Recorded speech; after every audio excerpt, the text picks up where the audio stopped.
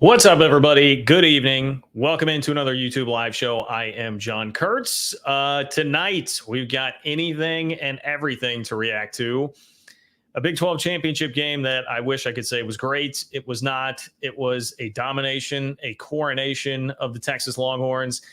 And they got their moment with Brett Yormark because of it, which is certainly something that will be a topic of conversation here today, is how Texas fans treated Brett Yormark, and perhaps deservedly so, as he was trying to hand over the championship trophy, and the Undertaker was trying to hand over the championship belt at the end of the game, trying to get that thing to Quinn Ewers. But Texas is in the playoff, rightfully so. I don't think there's any doubt that they are one of the four best teams in the country when Quinn Ewers is healthy.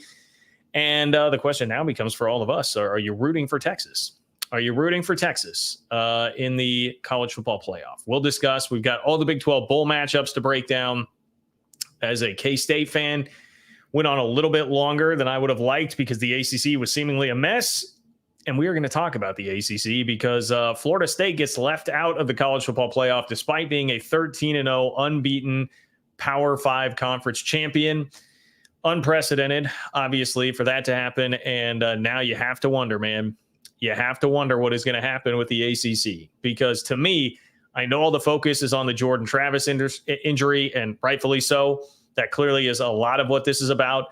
But to me, it is much more about what conference Florida State plays in. The fact that they are in the ACC, they did not get the benefit of the doubt that an SEC or Big Ten team would have gotten. So what is that going to make them do? This is a Florida State administration, a Florida State fan base that is very brash, certainly wants out of the ACC. They've already made that very clear and have threatened to leave with public board meetings. And now that this has happened, I cannot even imagine. The statements from Mike Norvell, from Florida State's athletic director, even from local politicians, have been crazy. And that is a piece of this. Florida politicians are threatening to bring legal action against, I guess, the college football playoff. It's not associated with the NCAA. So I'll read you the article, but there is an article citing that Florida State will get the support of local politicians to bring some sort of litigation because of what just happened today. And of course, the beneficiary is who else? Alabama. Nick Saban and Alabama get to soak it all in and get to make the college football playoff, which is very, very frustrating. Also, I do want to make sure, if it doesn't get totally in today, I will for sure do a standalone video on it because, man, hell of a hire for the Houston Cougars. Hell of a hire. Nothing against Dana Holgorsen. I like the guy. He was an entertaining figure.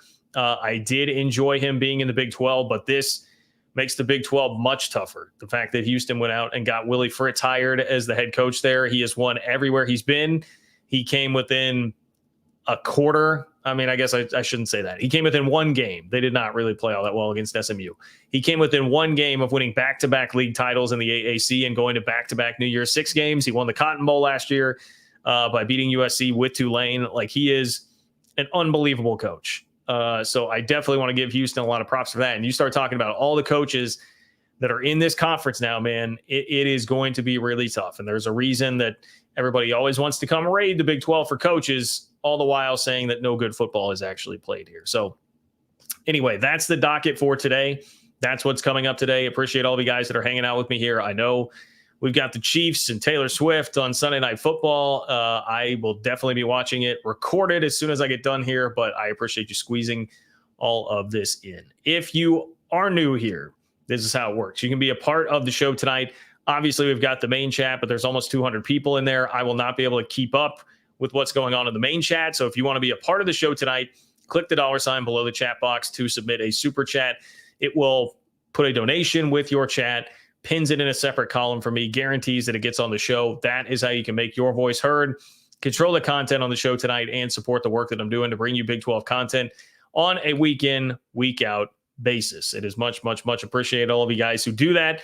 I could not do all of this without your support. Genuinely do appreciate everybody who contributes there. But there's a totally free way to support the channel as well, and that is by simply clicking the like button. All I need is one click. Just like that video, and that will definitely help me as well. Would much appreciate it if you could do that. Leave a comment in the comment section of the video during or after. Agree or disagree. Love me, hate me. Any of that is welcome. Any of your commentary is welcome. as that also definitely helps me. And if you're watching this after the fact, you can support the channel on Venmo. It is John-Kurtz-4 if you are so inclined to do that. So lots of ways to help support the channel. And I appreciate each and every one of you that are here. Please do consider subscribing if you have not subscribed. Live shows on Wednesdays and Sundays and plenty of other content in between. So here's what we got, guys. We've got Florida State left out of the college football playoff. And I know we're generally a Big 12 channel here. Certainly, I'm going to talk about Texas and their domination of Oklahoma State in the Big 12 championship game. We're going to talk about Texas making it to the playoff now with a matchup against Washington that will be an incredible game to watch. I'm very excited to watch that. But we also obviously follow conference realignment really, really closely here on this channel. And Florida State getting left out, I think you are kidding yourself if you do not think that will have some realignment ramifications. Remember, it was not that long ago that the Clemson, it was one of the Clemson, was it on three rivals, one of the Clemson fan sites had reported that by the end of October, Clemson would make a move to try and leave the conference. Florida State had that public board meeting back in the summer, and there was talk that like in August, they were going to legitimately try to bolt the conference. There has been a lot of smoke around the ACC for a long time. We now know for a fact there was that group, the Magnificent Seven, that went out there and tried to get their lawyers to figure out a way to get out of the grant of rights. Like there has been a bunch happening with the ACC within the last year that has made it feel very, very unstable. And like Florida State has been very transparent about what they think. They think we are watched more than everybody else in the ACC. We deserve a bigger cut of this. We deserve more money. We can't fall behind our peers like Florida, in particular in the SEC. We've got to get out. Well, now Florida State has more evidence to support their claim that the ACC is just not going to get it done for them. And look, this isn't about necessarily the ACC. It's really about the playoff committee. And I know you could look at it and say, well, look, Florida State, the thing's going to 12 next year. You're not going to have to worry about this as much. Like you'll be okay.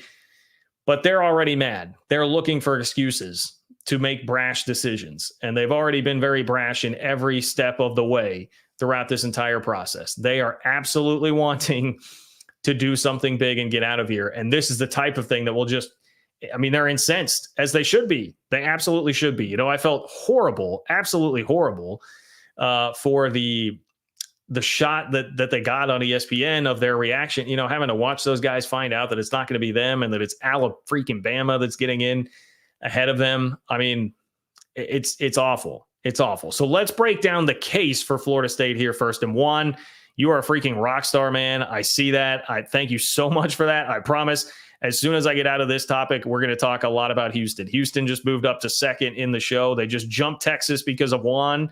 So congratulations, Juan. You just hopped Texas with that. We're going to talk about Houston and Willie Fritz, and I'm happy to do so. Especially being that he's a local guy.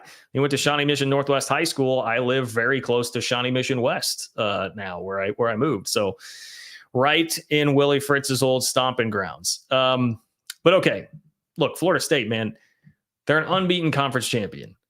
Yes, was it a little bit ugly against Louisville? Sure, but they beat a top 15 team by 10 in a conference championship game playing with their third-string quarterback. In the bowl game, it was not going to be the third-string kid. It would have been the second-string quarterback. Obviously, it's not going to be Travis, but it would have been their second-string quarterback. It would not have been as bad. And they just found a way to win 2 games without the starting QB. And at some point, these games have to matter. And the thing that drives me nuts is there is so much talk about how bad Florida State looked without Jordan Travis at quarterback. But Alabama barely got by South Florida, not a very good team. Better, a little better this year, but not a very good team. Barely got by South Florida, barely got by Arkansas. And oh, by the way, it was just 7 days ago, I guess 8 days ago now, that they just barely cleared Auburn, like 6-6 Auburn. And it took a 4th and 31, like miracle pass, basically a Hail Mary to beat Auburn. So it's just a double standard. And this is where I come back to, like, it's all about the conference. It's all about the fact that they are in the ACC and they don't get the benefit of the doubt that an SEC team would, or even a Big Ten team would. Let's harken back to the Ohio State team that had to go all the way to Cardale Jones at quarterback. Like, that didn't seem to stop anybody back then. So it's just such a ridiculous double standard that is being held up here for Florida State. because well, they're not the same team. They're not the same team. They're not the same team. Well, them at their worst quarterback wise was still the same thing that Alabama, better than what Alabama was just 8 days ago. I understand Alabama beat Georgia in the SEC championship game. I get it. But they also have lost a game to Texas handily at home, and they also have come very close and should have lost just 8 days ago to far inferior teams. So I hate that. And I hate this, I was going to pull up, I think I had the direct quote here. Did I have the direct quote from Boo Corrigan? I guess I don't have the direct quote, so I'll have to paraphrase. But Boo Corrigan, it was the sacrificial lamb, and I don't envy him in any way, having to be the guy from the committee that goes up there and does the interviews after the fact. But he said a part of their consideration was like, hey, if I'm an opposing coach, like who would I rather see here? Basically saying like, I would be more scared of seeing Alabama than I would Florida State without Travis at quarterback. So therefore, we've got to give them the nod to go in. Come on, man. Like at that point, why don't we just take the AP top 25 poll at the beginning of every single year and then just roll that group, the top 4 in there into the college football playoff? Like the games have to matter. I know that their deal is to pick the best 4 teams, whatever, but that's got to be met with some combination of the games need to freaking matter. It's going to fall a little bit on deaf ears, I think, this year because it is expanding to 12. And if we're making decisions between 12 and 13, not as big of a deal as it is right now when you're making decisions between 4 and 5 and you have an undefeated Power 5 conference champion being left out here. But it does tell you like where this is going in the future. And I even think there are Big 12 ramifications here for obviously all the Big 12 fans that are in the house. And that is that like this is why it is so important to have that auto bid for the league in the 5+7 model, because if you don't, you're not going to get the benefit of the doubt at all. Florida freaking State couldn't get the benefit of the doubt here. Like that's not a poor brand at all. That's a very strong brand. Ask Florida State. They will certainly tell you, right? And that's another point here to understand the injustice of all of this. You've got a united public outcry for Florida State. Like people are bringing sympathy to Florida State, okay, because of all of this. That is not a place that's going to invoke a lot of sympathy very easily because of, again, how brash and annoying they are about their TV ratings and what they think their place in the world actually is. But I feel horrible for them. It is terrible. And so, yeah, if you're a Big 12 fan and you're hoping at some point to get a second team in, some sort of at-large bid, this doesn't make me feel good about it at all. This doesn't make me feel good about it. If a part of the criteria from the committee, and maybe not every year, maybe just some years, because they use different criteria every year in different situations. They apply it however they want to. But now that I'm hearing like, well, we thought about who would an opposing coach like to see the least, that's probably who should be in there. That ain't good news for the Big 12 in any scenario, because we know what the perception is of this league, and it's about to get worse with Texas and Oklahoma heading out the door. So that did not come from me in any way, shape, or form. And at the end of the day, you've got 4 teams here in this playoff that are going to be either Big 10 or SEC teams next year. So there is a clear nod of favoritism here to the teams that are the brands of the Big 10 and the SEC, which is bad news for everybody else. Clearly not great news for the Big 12, but in the immediacy here, not good news at all for the ACC. I would be very upset about this if I were Jim Phillips for a myriad of reasons, but one of those is I'd be thinking like, what are these crazy bleeps in Tallahassee going to do now? I did see like the war chant. I think the war chant live chat that was going on tonight was already talking about, does there need to be legal action that's brought here? Like that is not a fan base or a school to be messing with here and saying like, hey, what are you guys going to do? What are you guys going to do about it? So I truly wonder, how fast this gets the ball rolling as we head into the offseason, where now there will be a little bit more time. I understand college basketball is going on, but football is really what stops everything. Now let's see if these realignment wheels get kicked back in motion.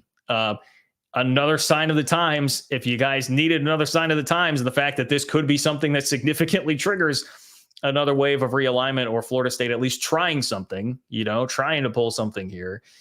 It's that our good friend McIver, MHVER3, however you say it, our friend from Twitter is back.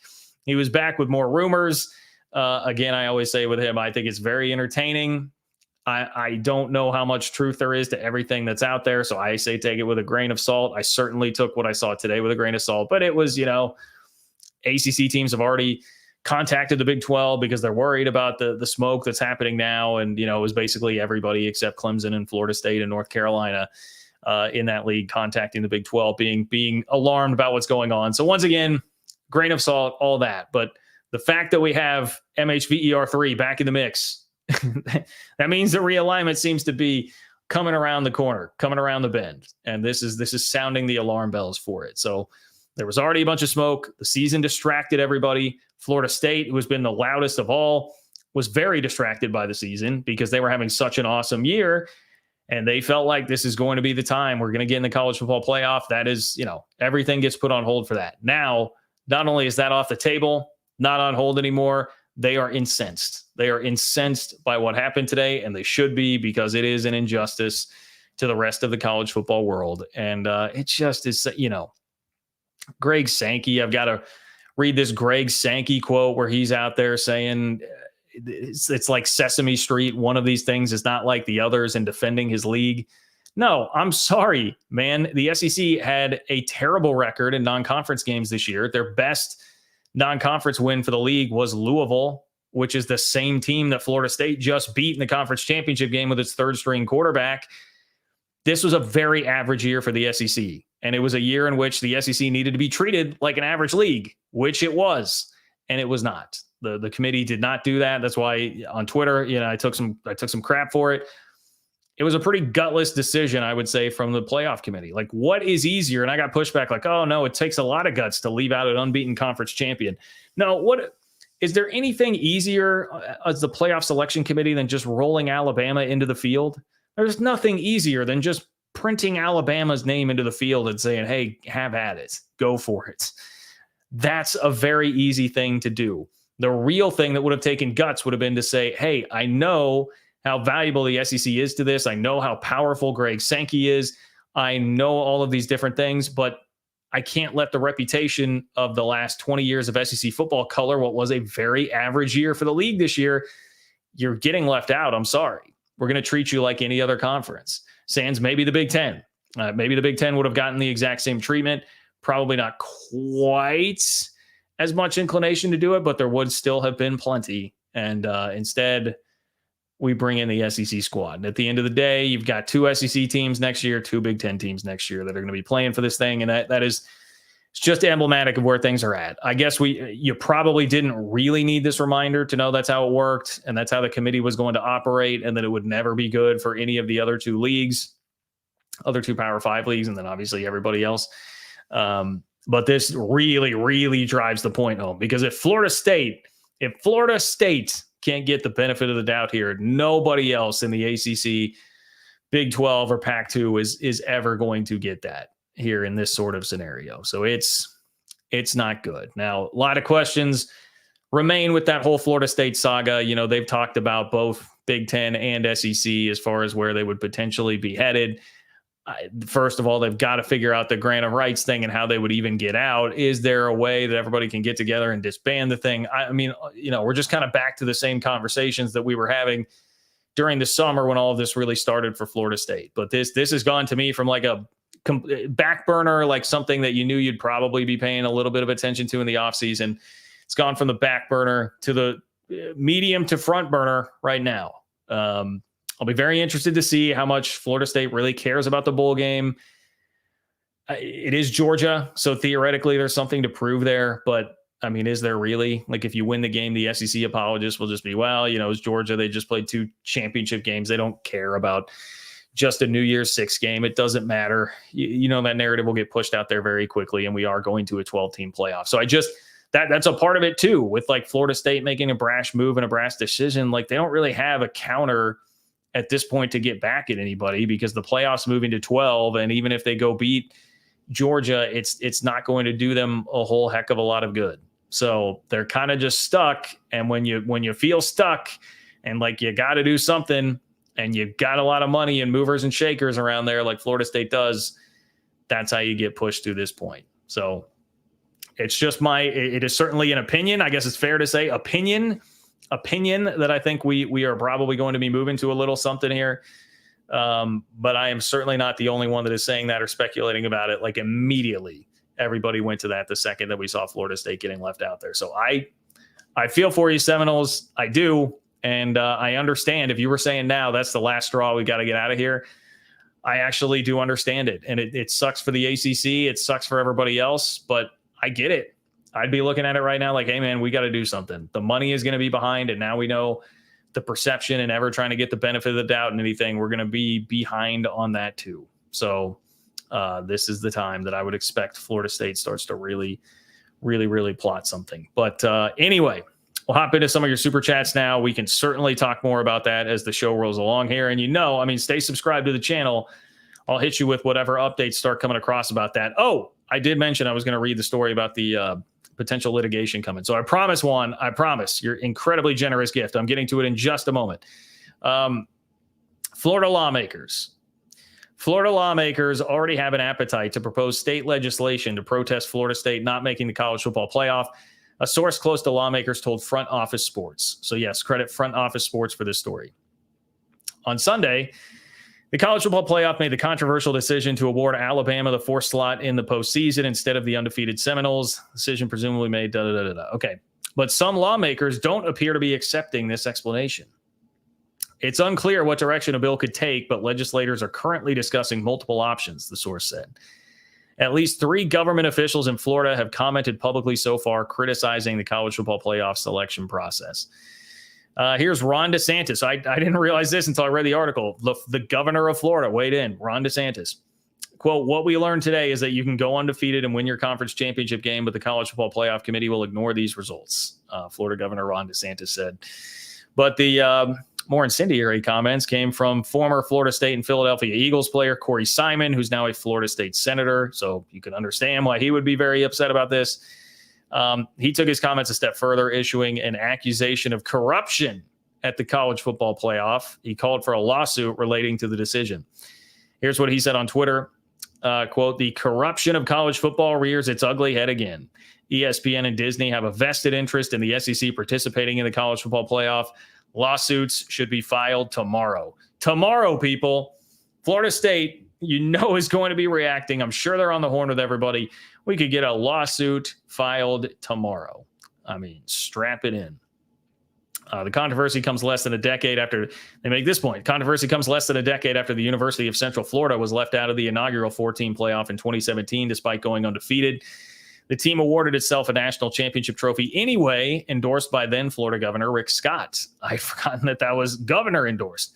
The state also has a rocky relationship and has been embroiled in litigation with Disney, which broadcasts the college football playoff on its ESPN network. So, yeah, plenty of reason there for everybody in Florida to be pretty riled up by everything that happens. But that I would submit that as more evidence, like Exhibit B, as to why it would seem to be a pretty logical conclusion here that you may be staring down some major realignment moves here that Florida State is going to really try and position itself, because that's how everybody in the law space, in the political space in the state of Florida is already operating. I guess not law technically if there's not been a lawsuit, but political figures in the state of Florida are already reacting like that. You don't want to test Florida man, right? All the Florida man stories that we see, Florida State may turn into Florida man here really quick. And I don't know, do some bath salts, light something on fire in the ACC headquarters to try and get out of that thing. So keep the questions coming about it. If you want to be a part of the show tonight, you can submit a super chat. Click the $sign below the chat box. In order to do that, it will pin it in a separate column for me. Ensures that you make it on the show tonight. John-Kurtz-4 on Venmo if you want to support the channel that way. And if you could just like the video, totally free way to support, I would appreciate that as well. I'm going to do Isaiah and then Juan here real quick. So Isaiah and Juan are talking about the same thing. So I'm going to bring these both up real quick. Isaiah, I much appreciate your support, my friend. Thank you for this. Taking a bit of a different angle on it. Why were you initially skeptical Houston could snag Willie Fritz or Jeff Traylor? And then Juan, my guy, you are far, far, far too kind. Thank you for being such an awesome supporter of this channel. Always being here for the live chats, and it's great to see you. Great to have you. You've been holding the Houston banner up on this channel for a long time, man. So this is your day. You definitely deserve it to get to talk about this. Houston making an outstanding hire. Outstanding hire. When I started seeing the betting markets were like, Cliff Kingsbury's the betting favorite. I'm like, dude, come on. You can make a much smarter hire than that. Would Cliff Kingsbury have been splashier? Yes. But who cares? That's not what Houston needs. Houston doesn't need splash. They need substance. And like Willie Fritz is 100% substance. That is about as substantive a hire as you could possibly have made. So to jump back to Isaiah real quick, why was I initially skeptical Houston could snag Fritz or Traylor? Well, like, look, I mean, Jeff Traylor's a pretty big name. I was going to look up the Texas A&M because he had interviewed at Texas A&M. I guess, yeah, it was like pretty widely reported that he had been dodged a question, I guess, asked about a Texas A&M interview. But Jeff Traylor got legitimate interest for the Texas A&M job. That's a guy who's been a rising star in the coaching profession for a little while now. I just had viewed him as like a name that was destined for a bigger job. I just thought he could get a bigger, perhaps more established Big 12 job. You know, Texas Tech obviously isn't coming open with Joey McGuire right now, but like Baylor, you know, I mean, when I saw his name getting thrown around at Houston, I thought, I would think Baylor might be kicking themselves right now that they're not involved in looking for a head coach if Jeff Traylor would legitimately hop up and take the Houston gig. Now, if you're asking me like, who would I rather have had? I mean, that's a pretty tough discussion. And a lot of it is because just Jeff Traylor's age. Let me look up what his age specifically is. I know Willie Fritz is 63. Jeff Traylor was born in 1968, making him 55. So I guess it's a little closer than I thought, but you know, he's 8 years younger there. Because that would be my one concern with Willie Fritz here is just the age. How much longer does he want to do it at 63? But he certainly seems to be as energized as ever, and he's at basically the peak of his powers, and that's powers of a very, very, very productive career every single step of the way. The guy's gone 23-4 the last 2 years. He was 1 win away in the conference championship game against SMU on Saturday from back-to-back New Year's Six Bowls, back-to-back conference championships in the AAC. That's unbelievably impressive. They were 2-10 in 2021. And he's had that crazy of a turnaround the last 2 years at Tulane and has just won every single place he's ever been. So I just thought like, and the other thing, Isaiah, I guess that I would say is like looking at it, it's like, well, Houston is to me a very similar job to what you have at Tulane. It is just, yes, in a better conference. And that is definitely a big factor. But I thought, I don't know if he's really looking for something that's going to be like different and a more definitive step up than just a team that just entered the Big 12 this past year, thought maybe that was something he would be inclined to do. Like last year, he was close to taking Georgia Tech. And again, I know ACC Big 12. I'm probably still wrapping my mind around getting used to Houston being a Big 12 school, but just Georgia Tech to me, I would think is higher on that pecking order in terms of jobs. So I was a little skeptical that Houston would wind up there, but I'm happy as hell that it happened. And I don't mean any of this in an offensive way, and I hope it's not really being taken that way. But as far as the actual hire goes, I'll pop Juan back on here because he's such a baller tonight. Appreciate you, Juan. Man, I mean, let me start rattling off some of the resume for you here for Willie Fritz. He won 2 JUCO national titles at Blinn College, which that's the thing. I've actually known Willie Fritz for a while because he coached Michael Bishop in junior college, who was the Heisman runner-up in 1998, playing quarterback for K-State. My favorite athlete of all time, my childhood hero, just a total and complete badass. Definitely go look up some Michael Bishop highlights, kids. If you're unaware, he was an incredible dual threat quarterback with a rocket arm and damn near got K-State to the national championship game, got them within double overtime of a national championship game appearance. So Willie Fritz tutored him. I know that Michael Bishop speaks really highly of him. He already had a congratulatory tweet out there after this hire. But then he goes to Sam Houston. He went to 2 straight FCS championship games there. He had 11 winning seasons in 13 years at Central Missouri at the D2 level. He led Georgia Southern's transition to FBS and won the Sun Belt title in his first season. Then gets to Tulane, and he goes to, I believe it was 5 bowl games in 8 years, including a conference championship and a Cotton Bowl last year and another double-digit win season this year. Like, the guy is a stud. He is clearly an excellent coach, and it's exactly the type of hire that you need to make. Again, my concern with Houston would have been trying to go for something splashy as opposed to substantive. As you're building right now in a new conference, this is the type of thing that you need. This is the type of guy that you need. That's just going to be blue collar, roll up your sleeves and go to work. Who gives a rip about the flash that would be attached to it? Dana Holgorsen had a decent amount of flash to him and just a high flying offense guy. And he had been in the Big 12 and, he has a personality that is a little zany and attracts some attention, but you just need a ball coach, man. And they got a ball coach. And when we talk about transitions, he led Georgia Southern's transition to FBS, won the Sun Belt title the first season that they were there. That's very applicable experience that certainly would seem to help you out when you're getting used to being in the Big 12 now, right? So I guess I'll put it this way. And again, I like Dana, but I'm not sure that I would picture Willie Fritz at a podium being like, yeah, I really don't know if we're Big 12 ready. We got to make sure that we're ready. I don't know. There was that quote from Dana now back in the offseason that to me set off some alarm bells about where Houston may or may not be. So I like it a lot. I hope that people of Houston are really excited by it. I don't know if that's one that immediately sells a ton of season tickets necessarily, but once they start winning, people will certainly come. And Kai, you just think about the coaching talent that's available now in the Big 12, or that I shouldn't say it like that. That's available. It's a menu for everybody else to come pick off. But the coaching talent that's there in the Big 12, Kyle Whittingham's coming into the league next year. Willie Fritz now is going to be in the league this next year. Jed Fish, who's got Arizona rolling, is going to be in the league next year. Whatever you think of him, Coach Prime is going to be in the league next year. And that's in addition to all the coaches that are always getting mentioned for jobs already. Chris Kleiman, Matt Campbell, Lance Leipold, Mike Gundy. You've got some real coaching talent in this league now. It just got tougher. And I would think that's the type of hire that would turn some heads for everybody around the conference being like, okay, yeah, this dude is good. If you want a little Big 12 crossover here, again, as a K-State fan, I can stand here and say, yeah, Willie Fritz can coach because he beat K-State's Big 12 championship team last year in Manhattan in September. So they're good. And Fritz knows what he's doing.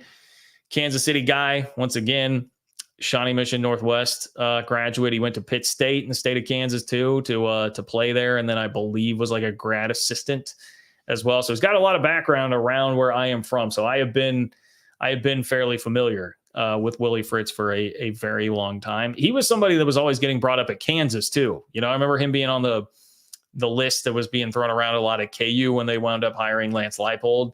And honestly, I'd be curious what Fritz would have done at Kansas there. I certainly think he could have had success. So anyway, A+ hire, I think, for Houston on that. I love it. I think it's a great thing for the league. One, you've got a lot to be excited about. Same with, I assume Isaiah, you're a Houston fan too. So Juan and Isaiah, a lot to be excited about, lots to celebrate with this hire. I think it will make Houston a much more compelling figure now in this new Big 12. And, some of this is credit to Houston too, for deciding hey, it was time to bail on Dana Holgorsen. They believe they could go out, get a guy who would be a better fit. And I think they absolutely did do that. And that's probably in some ways feeling the pressure of hey, we just went through a full year in the Big 12 and we got kind of beat around everybody did.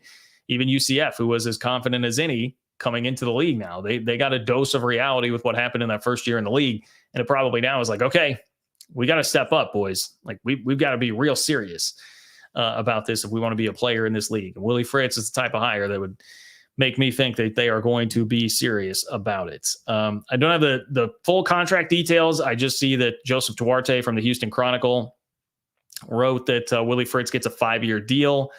According to a source, we do know that the story from Football Scoop came out that said that Tulane was willing to go up to $4.5 million per year for Fritz. So I would think he's going to be paid pretty darn well, be compensated very well for Houston. And Houston does seem to be, they've obviously got a guy who can really bankroll some things. They seem to be stepping up there with their finances. So excited to see where all that goes. Congratulations to Houston and Houston fans for everything that transpired with that. All right, bunch of super chats to get through here. Appreciate all of you guys tonight. Juan, thank you so much, my friend. Once again, I cannot thank you enough for all of your support. Snappy AJ, what's up, Snappy AJ? Snappy AJ says, I'm getting accused of accepting mediocrity by disgruntled OSU fans who find no joy in going to 18 straight bowl games. We beat Texas 9 of the last 14, but they finally lived up to expectations. Well, Snappy AJ, I would say, like, if you're excited and happy about the bowl game, don't let anybody rob you of that. Like, be excited about the bowl game, man. I understand why, like, bowl games at this point, because K-State's program is kind of in a similar spot. Like, it hasn't been quite that consistent as what Oklahoma State has done, but it's been pretty darn consistent throughout my life. And bowls just have been devalued so much at this point. It's hard to get too fired up, and you never know who exactly is playing on the other side. Like, you're going to be playing Texas A&M in the Texas Bowl. Who the hell knows what that roster will actually be? But it's kind of fun. It's another chance to see your team, and you are playing a former Big 12 foe here in Texas A&M. It would be fun to beat them around. Hell, it was fun watching K-State 2 years ago beat around an LSU team that had like 35 scholarship players in the Texas Bowl. I enjoyed that. It was still fun. So don't let anyone suck your joy for that. And it's not accepting mediocrity. I would also just say, like, I mean, look at like what the expectations were for Oklahoma State this year. Picked middle of the pack, all the transfers, the hemming and hawing about NIL for Gundy. You start out by losing by 26 to South Alabama. You made it to the freaking Big 12 championship game and got eternal Bedlam bragging rights. Like, this should absolutely be a year that goes down as a success for Mike Gundy and Oklahoma State, no matter what. So, like, I understand the point. Like, hey, I'm not going to be super excited about a year that doesn't end in a conference championship or New Year's Six Bowl, because Oklahoma State has been to those heights here recently. Just won the Fiesta Bowl a couple of years ago. I get not being as excited about it, but just because you're fired up and like proud of where the program is right now and the season that they had this year and what that may mean for the future, that is in no way accepting mediocrity. That's fine. No, don't let anybody tell you how to fan, Snappy AJ. Still a hell of a year for Oklahoma State. Now, they did seem like kind of a different team post Bedlam. That is very true. They looked from the word go like they were not going to be able to hang with Texas, but a lot of that's just Texas, man. You're right. They lived up to expectations, and that's a part of this. I've just got to step back and give Texas credit, man. They earned it. Like, taking a lot of crap, 14 years rolling through that desert without a conference championship, and it still was funny to see it plastered everywhere. First league championship since 2009. But this year, they put up or shut up. They put up. They were great when Quinn Ewers was healthy. That was absolutely one of the best four teams in the country the entire year. Got real rocky with Malik Murphy. And that is another point that I would make to this whole Florida State thing is, like, look at what happened to Texas when all of a sudden they had to go to a backup quarterback. Like, they should have lost that game to K-State. And I will sit here and take the blame for everybody in the Big 12. Like, K-State could have prevented that by not screwing the pooch in overtime and not winning that game. Well, a lot of mistakes and down the fourth quarter too. K-State should have won that game in Austin because Murphy was playing quarterback. They did not. Texas survived. And then once they got Ewers back, like, they were rolling. They were off and running. That's an excellent, excellent, excellent football team. No doubt about it. So Texas, you earned it. And honestly, at this point, I'm inclined to say, just go win the thing. Go win the national championship. Maybe that will get a sliver of trickle-down respect for the Big 12 right now. It would be nice for the league to be able to say, hey, back-to-back years, we've had somebody in the national championship game. I really don't at this point. Kind of is what it is. Texas is long gone anyway. They got their moment in Arlington to do the SEC chant very loudly in front of a somewhat rattled Brett Yormark. So, like, yeah, at this point, I don't really care too much. And I believe in Texas. I do. I believe they can absolutely go win it. You got to give Sark a lot of credit for the roster he assembled. And more importantly, he put together a team that was businesslike enough to win the games that they should win. But long story short, Sappy AJ, don't let anyone tell you how to fan, man. Don't let anyone tell you how to fan. Alpha Cat, I appreciate you, Alpha Cat. Thank you for being here.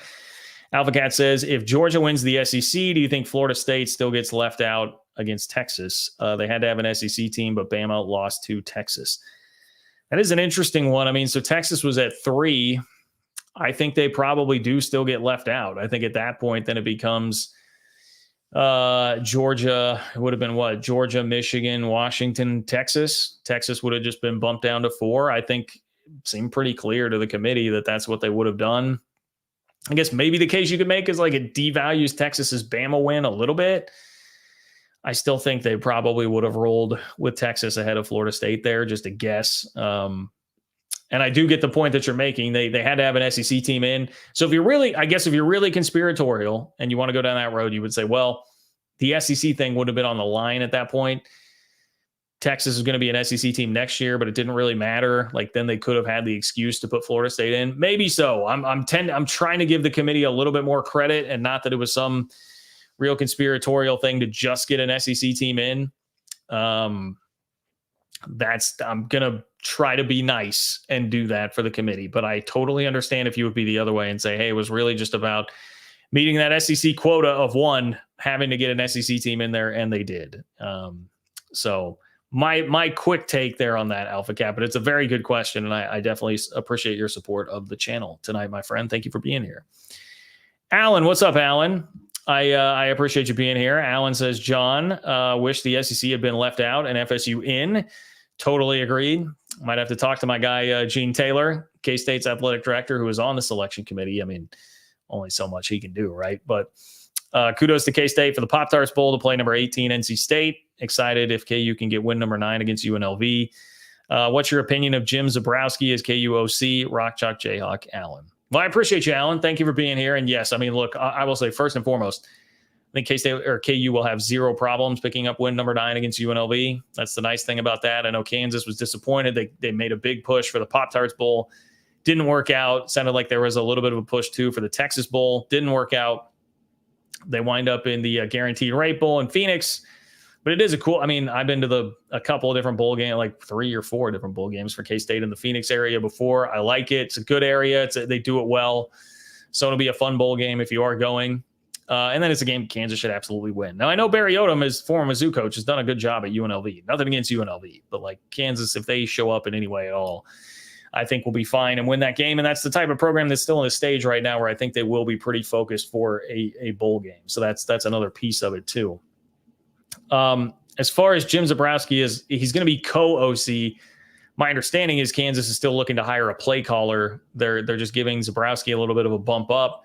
I think he was on the Broyles. He was like a Broyles Award semifinalist this year because of his work with the quarterbacks. And clearly, I can't argue with the play of Kansas's quarterbacks. I've been the guy yelling since last offseason that, like, I think Jalen Daniels is a touch overrated because Kansas just makes it work with any quarterback there. Part of it because of the Andy Kotelnicki system that he was running that was so good. Now he obviously is gone, but if he had a quarterback coach there, I'm inclined to give that dude a lot of credit too, because they got all of those guys really prepared. So I think it's the smartest move KU could have made right now. Elevate him, make sure that he's staying on, make recruits happy by showing like, hey, here's this guy. He's going to be co-OC next year. And then go try to find your play caller outside of that. So I think it was as good and savvy a move as Kansas could have made.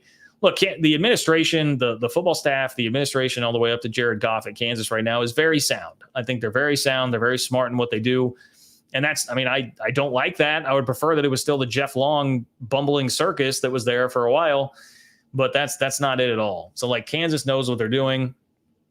They're definitely going to, I don't know. Like I'm inclined to believe Andy Kotelnicki's a pretty significant loss, but Kansas is going to handle this, I think, in as good a possible way as you could, because that's kind of the MO of who they have in place right now. So I would feel fairly confident about that moving forward. I just think you should trust your leadership there right now, Alan, because me as a K-State fan who would prefer that the leadership were bad at Kansas, I would definitely think it's very good and sound right now. But I would also I think Andy Kotelnicki is a huge loss. There's a reason Penn State is paying that dude.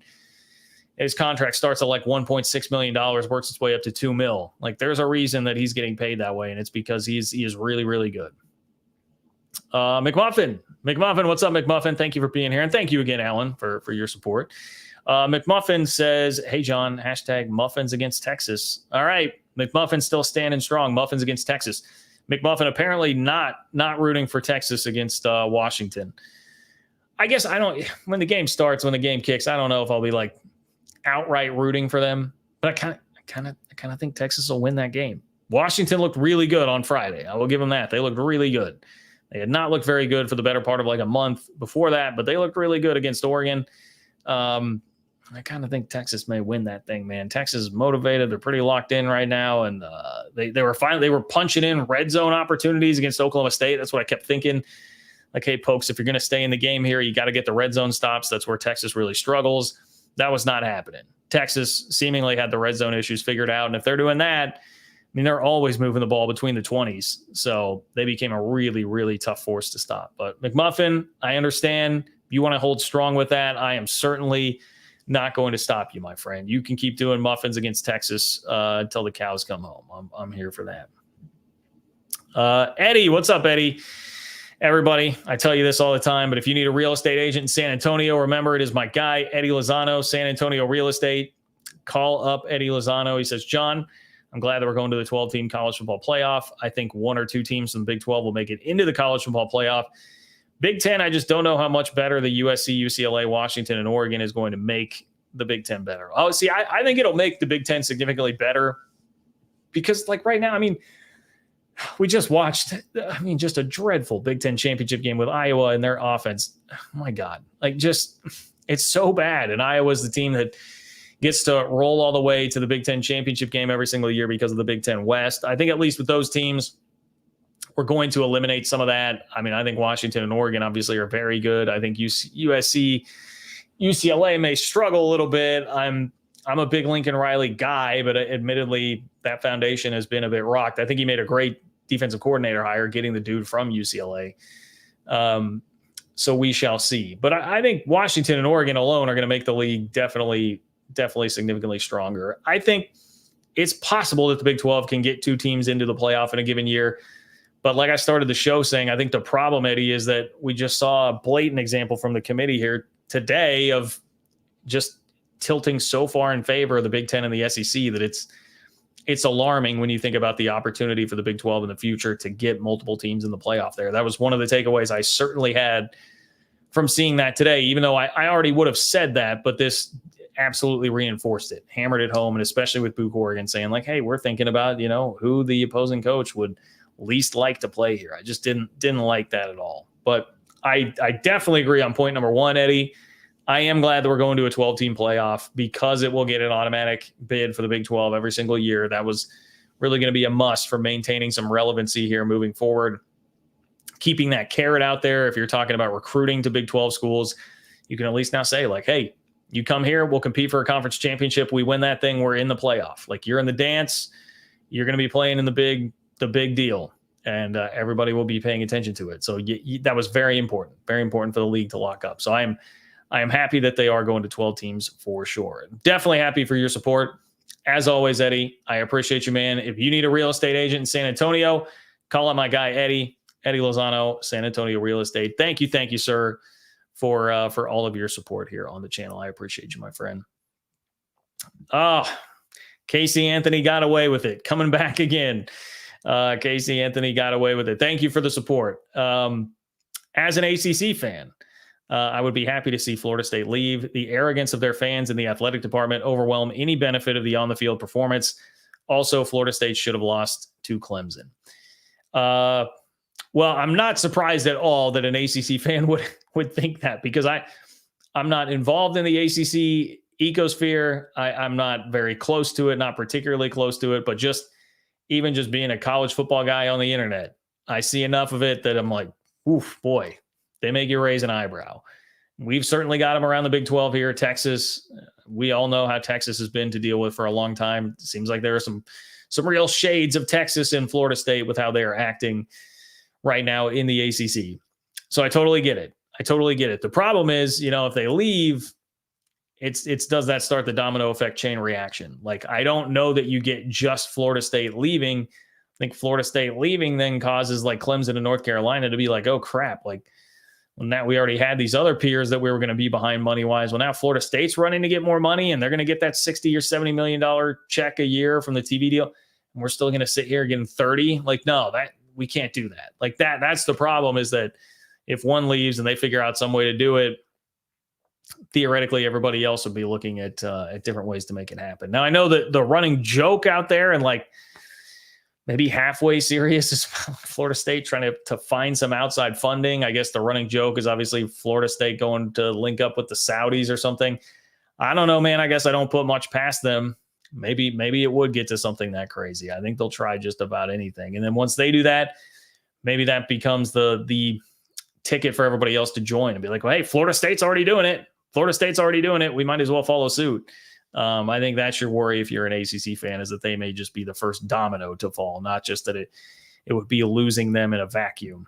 But I appreciate the perspective. I definitely do, because obviously, we skew Big 12 here on this channel. So I'm definitely here to learn about more perspectives from other leagues. And I totally get it. Totally get it. From the outside looking in, I understand that Florida State would be pretty nauseating to deal with. So Casey Anthony got away with it. I appreciate you. Thank you.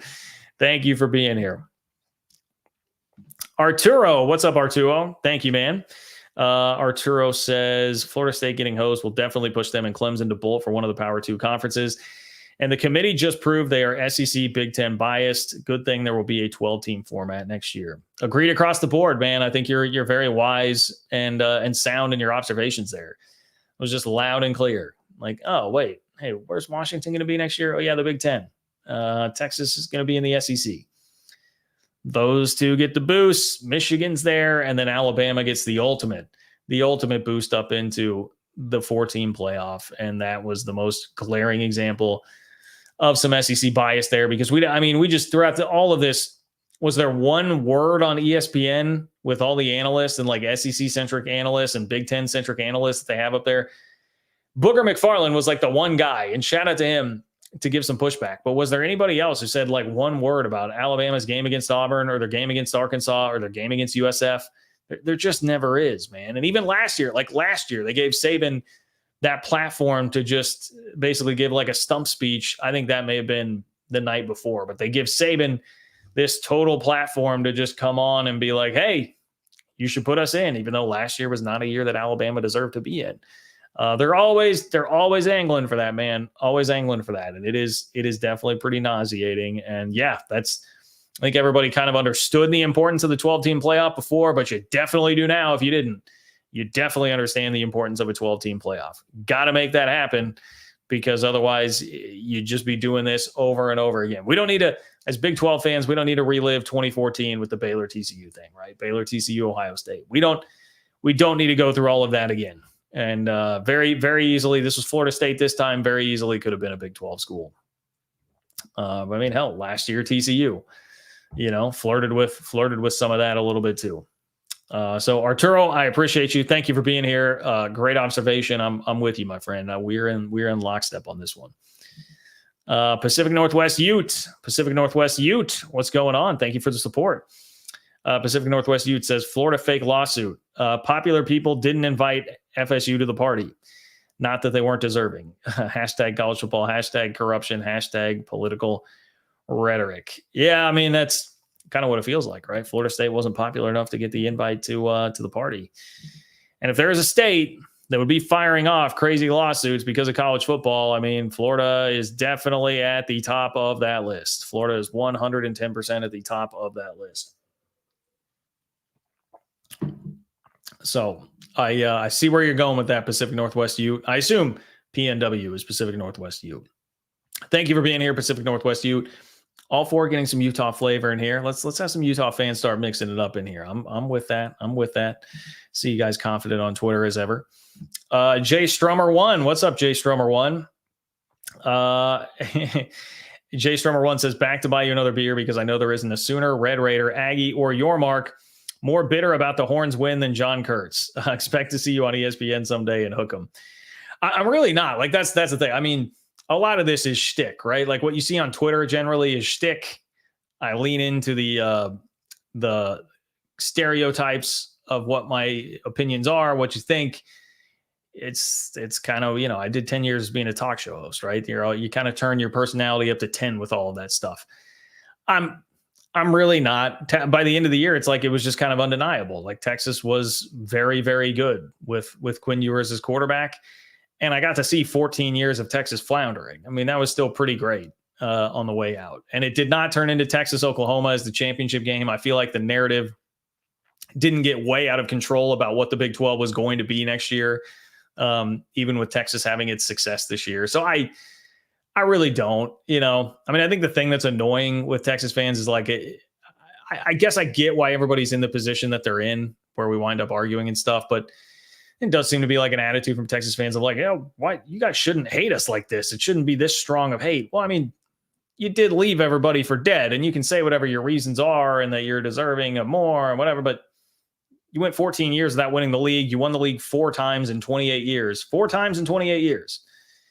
And you're going to act as arrogant as you do and then be surprised that people like hate you on the way out. It's just like, I mean, hey, like a little more self-awareness would be nice, but it is what it is. I think it's best for everybody that just moving on after this year. And I'm really not. I'm more Jay Strummer. I'm more upset that I'm still more mad about the way K-State ended the season with the game against Iowa State. Like that's still what's more prevalent in my mind. Like, God, why did that happen? And you know, some of the stuff that's happening with K-State basketball right now, that's more the top of mind. Congratulations to Texas. This is a good time, Jay Strummer, to go into the Brett Yormark thing. Like Brett Yormark got mercilessly booed as he was handing over the trophy. That was honestly, that was a pretty incredible moment, like just to watch all that unfold. It was fabulous entertainment.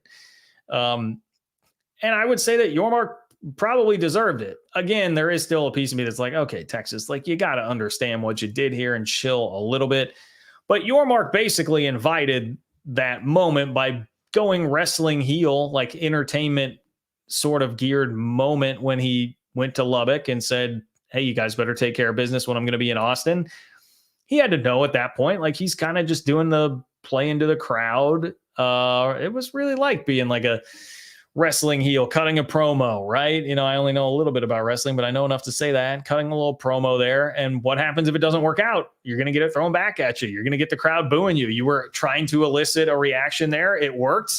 You got the reaction in spades. And so then when you have to go up and hand over the championship trophy, of course, Texas fans are going to boo you and chant SEC and all of that. A couple things there that I will just say is like, one, at least he went up there and did it. You know, he was less cowardly than George Kliavkov in the way that he handled things at the Pac-12 championship game. Like Brett Yormark went up there and he just took it the whole time. I will say it was interesting. He seemed a bit rattled, which he's usually pretty cool. And he had to know that was coming. And maybe he just didn't legitimately know Steve Sarkisian's name, but the congratulations to Coach Garcesian on a great season. It was classic. I mean, just such a hilarious moment. Coach Garcesian. I will not soon forget that one. That was an incredible moment. And Texas fans really it felt to me like bullied him into that a little bit, bullied him into that mistake, calling him Coach Garcesian. So, hey, I'll give that to you, Jay Stromer, man. Like you guys deserve it. I've got nothing to say about this year. Just like you guys really shouldn't have much to say about 4 Big 12 titles in 28 years. I mean, that's pretty embarrassing for a school with the resource advantages that Texas has, but you will leave the league with the second most league titles. You broke that tie with Nebraska, K-State, and Baylor. So congrats to you for that. It killed the vibe of that Twitter account that's out there with how many days it's been since Texas last won a Big 12 championship. So you did it, man. I've got no hate for what the Texas team actually is this year. I don't. So thank you for the drink. Thank you for the kind words. And I appreciate you, Jay Stromer. Eric, what's up, Eric? Eric said the media had the Houston position ranked after Mississippi State and Texas A&M. Thanks, Big 12. Mississippi State's an interesting one. I mean, I guess just because it's still an SEC job, it's probably going to be higher up most people's totem pole. But I'll tell you this much. Who do I think made a better hire? Eric, Houston, or Mississippi State? I would 100 times out of 100, 110 times out of 100, I would take Willie Fritz over Jeff Lebby. That was one of the most uninspired hires to me of the entire cycle. I do not think that will work out very well. And yet Mississippi State seems to be just over the moon about it. But I think you made a much better hire, Eric, for Houston doing that. And even Mike Elko, probably more upside with Mike Elko, but there's definitely a lower floor, I would think, for Elko than there is for Willie Fritz as far as that hire goes. So, who cares what the media perception is going to be? Texas A&M has the resources, and being an SEC program, they're always going to be higher up that list in terms of job prestige and all that. But who cares, man? You got a hell of a coach. So a lot to be happy about, Eric. A lot to be happy about. David, what's up, David? David says, what up, Kurtz? Long time since I've been able to catch one live. Super bummed with my Cyclones bowl draw. ISU already played this road game in 2017. David, I sincerely feel for you. I sincerely feel for you because if you've been a longtime follower of any of my content, you know that I'm not a big fan of the Liberty Bowl. I experienced it twice when K-State played there. Neither time was a super enjoyable experience. Memphis is cool, but it was like very cold and rainy and spending New Year's there. And I mean, just look, the facts are the facts. That stadium sucks. The stadium is not good at all. It's very run down. I had an obstructed view seat in the press box at one point. Power went out at multiple press conferences there. They didn't have Wi-Fi in the post-game press conference room. I could go on and on. Not a great facility. I know they're upgrading it. It's going to get better, and kudos to them for doing that. And the bowl people were very nice, but it was just not a great experience. And yeah, you're now going to do it while playing Memphis, who's going to be literally in their home stadium. That sucks. That's a bummer of a draw because it's not a super exciting game. It's not a super sexy opponent. And then you're also going to be playing a road game there. So it's not great. It's not great for Iowa State. And I was worried that this was going to be K-State's fate after losing the game to Iowa State last Saturday. That'll be on December 29th, Liberty Bowl, Iowa State, Memphis. Obviously, we have Texas, Washington in the college football playoff. You got Oklahoma and Arizona. I tell you what, great matchup. Oklahoma and Arizona in the Alamo Bowl. That's going to be an awesome Alamo Bowl. Pop-Tart Bowl, we talked about a little bit, I believe. K-State, NC State, December 28th. I was bummed that wasn't Notre Dame. That was definitely in play there for a while, but the ACC basically put the kibosh on any of the top three bowls actually choosing Notre Dame.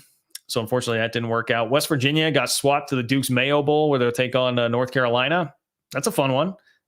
Tough draw in Charlotte there, with that being so close, obviously, to UNC. Kansas, UNLV in the Guaranteed Rate Bowl. UCF, Georgia Tech in the Gasparilla Bowl. Texas Tech and Cal in the Independence Bowl. That's what you got for your Big 12 bowl lineup. Yeah, that sucks, David. That's a tough draw, man. Tough draw, not super exciting. The big point here is we got to get some new bowl tie-ins in the Big 12. It is so stale.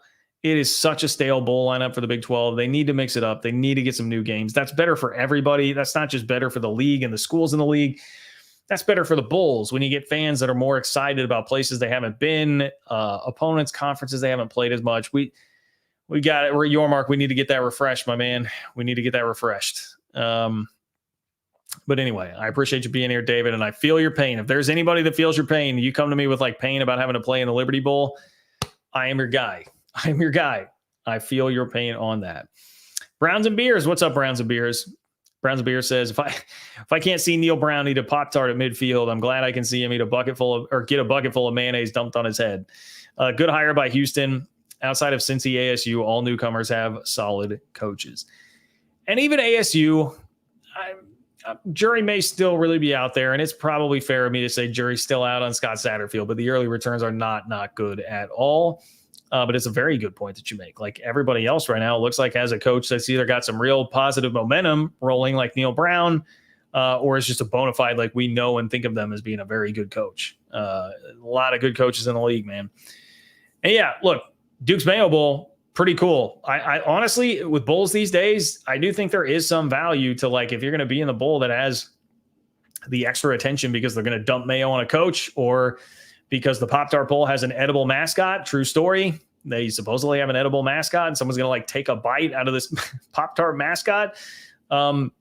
There is some value in that. With bowl games have just been devalued to the point like if you've got the quirky entertainment thing going on, you'll probably draw some more viewers, a little more attention on social media, and hey, that's great. Take it and run with it. This is more exciting than Camping World when it was the Camping World Bowl in Orlando. I'd rather it be the Pop-Tart Bowl. People were really talking about the Pop-Tarts Bowl edible mascot. So I'm okay with it. I'm okay with it. Both of us got the entertainment value there, Browns and Beers, for our squads with the bowl game selections. So I'm with you. I would love to see Neil Brown. Need to see Neil Brown get hit with the mayo. Need to see Neil Brown get hit with the mayo. Best of luck to you guys in that game. North Carolina seems to be stumbling a little bit here in the bowl season. Got clobbered by NC State, who K-State's going to have to play. So anyway, I appreciate you, Browns and Beers. Thank you for being here as always, my friend. I figured we would hear from MJ Allen. MJ Allen, Texas fan, who is being very cordial here. I appreciate you, MJ Allen. MJ Allen says, good game by the Pokes in the Big 12 Conference Championship game. I really enjoyed their fan base Saturday at Jerry World. I also got to go to the Pac-12 Championship game on Friday. Good luck to your Cats in the Big 12 going forward. Hook 'em. Well, thank you for that, MJ Allen. Very kind of you. I'm very respectful Texas fan here, and I can definitely appreciate that. That's cool that you got to go to the Pac-12 Conference Championship game. That seemed like a pretty awesome atmosphere, and obviously it's at a great venue at Allegiant in Vegas. So, yeah, man, that's cool. That's cool stuff. And then getting to go watch your team win it at Jerry World. I know the feeling. Did it last year. It's great. So for your sake as a fan, that's a very, very cool experience. You know, cheers to you, MJ Allen, for being such a cool Texas fan, man. Look at that. Got a couple pretty cool Texas fan interactions in here, everybody. See, it's not all bad. It's not all bad. But now we do turn it over to McMuffin, who was saying no muffins for Texas earlier, but he does say muffins support Dave Aranda for another year. So McMuffin's cool with that. I know I brought up like, hey, maybe Baylor could have made a run at Jeff Traylor. I guess theoretically they still could next offseason if they decide to get rid of Dave Aranda if it doesn't go well. There is some good news for Baylor, McMuffin. I assume you saw this, that Dave Aranda went on Sikkim 365. Shout out to the 365 crew. And said that Jake Spavital, who's the new offensive coordinator, was going to be speaking with Blake Shapen about his decision to enter the portal or possibly return next season. And he said, quote, we'll see what becomes of that. I think that would be a good thing if they could get Blake Shapen back. That would at least be some positive momentum moving in that direction. So good to see that, McMuffin. Good to see that. Ender, what's up, Ender? Thank you for being here. Ender says, so they said Alabama is better than FSU, which is why they ranked Bama ahead of FSU. I guess they also think FSU is still better than Georgia. Well, yeah, you can start doing this, Ender. You make a good point. Like, till the cows come home, like all these inconsistencies here. Like, they're saying, hey, we talked a lot about who would an opposing coach like least want to see, and that's probably who should be in there. Well, they're discussing Florida State v. Bama, but like, what about Georgia? Like, I feel like to a man, if you asked all the coaches out there who they would least want to see, Georgia might be the number one answer. And so like, then if that's the criteria and that's what really matters, then they got it wrong, because it should have been Georgia that you were doing this with. And they definitely should have been in the field, but you can't, because of Georgia. They start to go, well, you're not a conference champion and you played a fairly weak schedule this year. And you start going through the other things that need to matter, but they didn't when it came down to head to head with Florida State and Alabama. And even, you know, if you want to take this to, they let freaking Liberty into the New Year's Six instead of SMU. And Liberty was an unbeaten team with a very weak schedule. SMU was an 11-2 team that went and played at Oklahoma, like played a tough non-con, and they basically get punished for it. And the justification that they gave was that, well, Liberty just kept winning games. Well, Florida State just kept winning games. I mean, look, we could rant about the selection committee all damn day. That could be an entirely new show. There are so many logical inconsistencies, and it was so bad what happened today, man. So bad. And I feel that is not the first time I've said that about the playoff selection committee before. So I appreciate it, Ender. Thank you. Thank you for being here.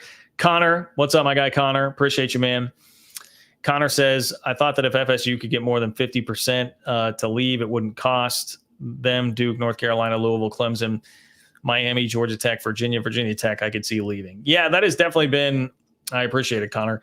It's definitely been a thought for a while that if they could get the super majority, I think it takes like a super majority on that, not just over 50%. I think it might be super majority. I mean, I'm trying to remember all this stuff. I may be off on that. I'll have to check that. But yeah, there is that thought that if they could get organized enough, but then you're talking about having to have all their different homes lined up, right? Like you can't, it's not like everybody can just leave. They've got to make sure that they have a place to go. That's been a part of the deal with Florida State is like, hey, if they're going to leave, do they have a place to actually go right now? Would somebody be willing to take them, or would they just be stuck in no man's land and have to do something weird like what the Pac-2 is having to do right now? Like everybody assumes that there would be a home, but we don't know that for sure. So that's a part of the issue that's going on there. But yes, that is a scenario that's been discussed and would potentially be on the table if they can line up like, hey, you guys are going to the Big 12. You guys are going to the SEC. You guys are going to the Big 10. Ready, break. Let's all fire it off. Then theoretically, I believe they could dissolve the conference that way. Casey Anthony got away with it. Florida State is the Shooter McGavin of the college football landscape. That's not bad. That's not bad. They've got some Shooter McGavin attitude to them, rolling through real cocky when you're kind of like, all right, I mean, like, you're good, but like, are you that good? Like, this seems a little over the top, doesn't really match. That's a pretty solid analogy. I hope everybody out there knows Shooter McGavin from good old Happy Gilmore. We see Shooter McGavin like popping up on Twitter too. So yeah, that's a good one. I appreciate that, Casey. Can I just keep calling you Casey? It's a lot to say Casey Anthony got away with it every single time. Casey, I appreciate the contribution. Thank you. Zach, what's up, Zach? Zach, great to hear from you, man.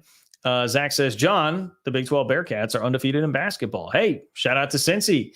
Are you ready for the big crosstown shootout rivalry game this week with Xavier? Ooh, that is a good rivalry. I'm going to look up Cincinnati I'm going to look up KenPom, see where Cincinnati's at in KenPom.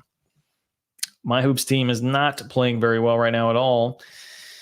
Cincy is 7-0 and 29th in KenPom, just ahead of Texas. TCU's down at 33. So, yeah, that's a great start for Cincy, man. That is a great start. Oh, apparently I need to up my KenPom subscription because I'm not able to look at the individual pages there. I'm going to have to do that. Yeah, I'm psyched. I'll have to seek that out. I remember I started learning about that when K-State hired Bob Huggins way back when, because I remember him talking about it. And then K-State went to play Xavier. Was that the Huggins year? I think that was the Huggins year. They went to play Xavier. It didn't go very well. Or maybe that was the Michael Beasley year. Anyway, I remember learning about it around that time, and K-State played Xavier a handful of times in the Bob Huggins, Frank Martin era. So I know it's a nasty rivalry. I know it is. Wasn't that what got Huggs in trouble when he started talking about that on the radio? I believe that was like in reference to Xavier and Cincy. So everybody should now be very aware of how intense that rivalry is. But Zach, I'm happy for you, man. I hope Cincinnati has a really nice year in hoops because you guys deserve it after going through a rough football year, and not just what happened on the field, but losing Fickle and like everything that's happened to that program recently. You guys deserve it. So I'm pulling for you, my friend. And I hope Cincinnati makes that basketball league even tougher, which it does. I mean, it just looks like a bear right now. We knew it would be.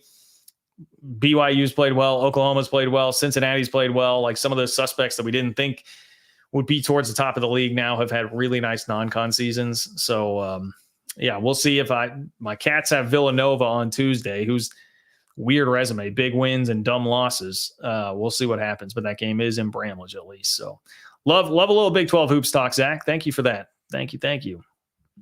Travis, what's up, Travis? Appreciate you being here, Travis. Travis says, the big question of bowl season, will Memphis run out of Busch Light again? My over-under, middle of the third quarter. Go Clones. Is that a real thing that's happened? Let me Google that one. Iowa State fans drink Memphis. It pops right up. Drink Memphis out of Busch Light. Yep, here we go. In 2018, Iowa State fans very nearly drank all of the Busch Light at the Alamo Bowl. I'm seeing that. 2017, Lawler saw a tweet go in 2017. Fans visit Memphis. So it looks like it maybe happened back to back. It was a Jerry Lawler tweet? Is that what this is? Oh, sorry, guys. I'm killing some time here, really. But yeah, Jerry Lawler said they drank us completely out of Busch Light beer. There you go. 2017, it did happen. It looked like it almost happened in 2018 too for the Clones. So look, they love their Busch Light. I would not, my online relationship with the Clones is a little bit rocky, but I would never doubt their ability to drink some Busch Light. I would never doubt their ability to tailgate. I would never doubt their ability to go show up basically no matter what at Jack Trice Stadium to watch their team. So yeah, I think surely that'll happen, right? I mean, I know this probably won't have as much excitement from the fan base. We already heard from David, an Iowa State fan tonight, who was not particularly thrilled with that matchup, but I don't know, dude. Iowa State fans travel. I see it at the Big 12 tournament every year too, here right in my backyard in Kansas City.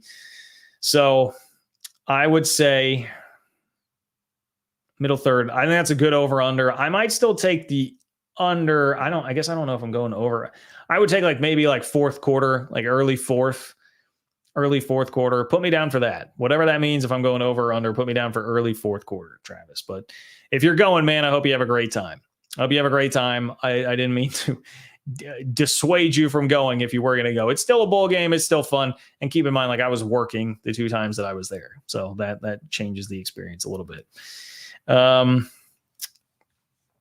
web. What's up, our web? Our web, great to see you, by the way. I feel like it's been a minute.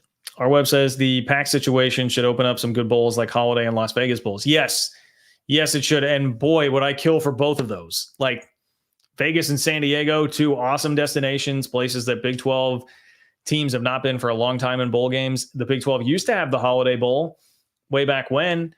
K-State played in the Holiday Bowl. 1999 Holiday Bowl against Washington. They played in the 1995 Holiday Bowl back when it was still the Big 8. I would love. San Diego is probably my second favorite city in the country. I would love to go to San Diego to watch K-State play a bowl game. And then Vegas, that's an obvious one. Everyone's going to like that. So yes, Pat, that is another gift from George Kliavkoff for everybody.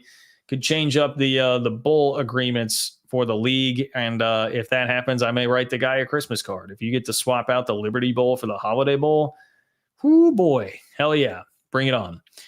Great point, our web. I appreciate you bringing some positivity to the show tonight. Connor, what's up, Connor? Connor says, as a Cincy fan, if you think our coach is good, you're delusional, dude. You're delusional. Dude took a playoff team and took it to the dumps. Well, I would say hate to break it to you, but I guess it seems like you're already there. I do not think very much of Scott Satterfield. I think juxtapose that with what Louisville did this year, having the season that they did, double-digit win season, making it to the ACC championship game. That can't make you feel great in any way, shape, or form. Now, I also don't think since he's in a position to be firing a guy after 1 year, you probably can't do that, but I am definitely not bullish on what the future is, unfortunately, for Cincy and Scott Satterfield. That was a really weird hire when it happened. And I think like the thing that sucks now too, if you're Cincy looking at it, you just watched Houston hire Willie Fritz. Like that's school that was in the same position as you, except like debatably worse because they were not just coming off of the playoff appearance and they went out and got a bona fide, really good coach. So yeah, that sucks, Connor. I feel for you, man. I do. I feel like I'm having to console a lot of people tonight, but I do not feel great about where that is going. I don't. Cat Fan in Huskerland, a.k.a. Daniel Osborne. Appreciate you, my friend. Always appreciate your contributions here on the channel. Excuse me 1 second here. Daniel says, congratulations to Texas on winning the Big 12. I'll have to get some cinnamon brown sugar Pop-Tarts. Hell yes, Daniel. Hell yes. Cinnamon brown sugar Pop-Tarts are the best Pop-Tart, hands down. No debate on that. I will not entertain any Pop-Tart debate. The frosted cinnamon brown sugar, that is the best Pop-Tart that exists. In K-State in the Pop-Tart Bowl, I'm probably going to go buy some. We can scoff at some of the corny bowl names. This has really worked. This Pop-Tart branding. I have not bought Pop-Tarts in probably like 15 years. In fact, I don't know if I've ever bought them. I just ate them when my mom bought them way back in the day growing up. I may go out and buy some damn Pop-Tarts because it's like creating that hankering, now that that's out there and all the advertising's out there and we're talking about edible mascots. Bowl game advertising works, I guess, if you're Pop-Tart, because they got me hooked. So yes, thank you for that, Daniel. Thank you. That might be the best thing you've ever said here on this channel, getting some cinnamon brown sugar Pop-Tarts. If Florida State beats Georgia, they should do what UCF did in 2017. Go Cats. Daniel, this is I love both of these points. I meant to make that point earlier. If I were Florida State, I would 1,000,000% do that. If we beat Georgia and then wind up 14-0, I would hold a parade. I would put the banner up. I would print T-shirts. I would do the whole thing. And I know UCF basically did all of that in 2017. I'm right there with you. I would do the whole thing. Now, maybe, I don't know if Florida State has a complex enough with UCF to just be like, hey, we hold ourselves to a higher standard. We would not do that. But I don't think they would, man. And I wouldn't blame them at all. They would have every argument in the world to go do that. Claim a split national championship. Freaking do it. Absolutely do it. And you would get, UCF got like some support. I thought it was awesome when UCF did it. I vividly remember doing a radio show, like an entire 2-hour radio show around that whole topic, how much I loved it. But Florida State would have like legitimate support. There would be people that would legitimately support Florida State for doing that, and they should. They should. They totally should. Florida State should be. So Daniel, it's a great contribution. It's a great idea. I hope they take your advice. And if they do, maybe I'll send them some cinnamon brown sugar Pop-Tarts just to show my support. All right. Marathon of a show today, guys. I appreciate you all being here. Lively. Everyone wanting to talk, cut it up after the Big 12 championship game, college football playoff mess today, and the bowl games coming up. We're going to continue talking about all that. Live shows should continue as scheduled here. We'll monitor what's going on in the ACC and see if we're going to get anything crazy going on there. Appreciate all you guys. If you could like the video on the way out the door, I would much appreciate that. Easy thing to do, just one click to show the channel some support. Leave a comment in the comment section of the video. Agree, disagree, love me, hate me. All that stuff is great. Helps me out. I would appreciate that. John-Kurtz-4 on Venmo. If you want to support the channel that way, if you are so inclined, I would definitely appreciate it. And hey, spread it, word of mouth, or on social media, Facebook, Twitter, Instagram, X, whatever it is that you're on, Threads. Tell your friends about this channel. Let's continue to grow it. We're up over 19K now, up over 19,000 subscribers. So I appreciate all of you guys who have been doing that for a very long time.